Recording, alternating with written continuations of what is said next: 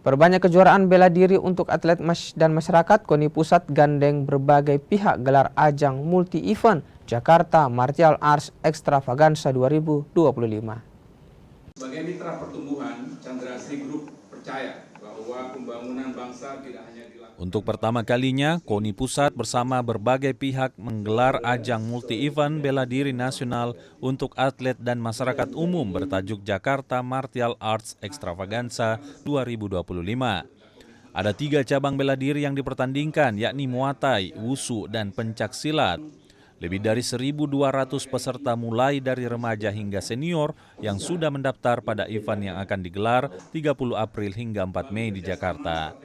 Ketua Umum KONI Pusat, Marsiano Norman bilang, ajang ini cukup berarti dalam memenuhi kebutuhan bertanding atlet dan memasyarakatkan olahraga bela diri.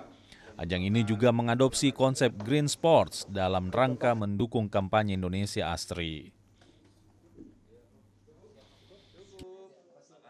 Atlet itu haus untuk ikut kompetisi, untuk ikut pertandingan, sehingga kami menyelenggarakan eventnya. Saya berharap event ini nanti juga menjadi event yang memberikan semangat kepada anak-anak yang baru mencintai olahraga bela diri, kemudian juga mendorong mereka bisa melaksanakan event ini dengan menjunjung tinggi sportivitas.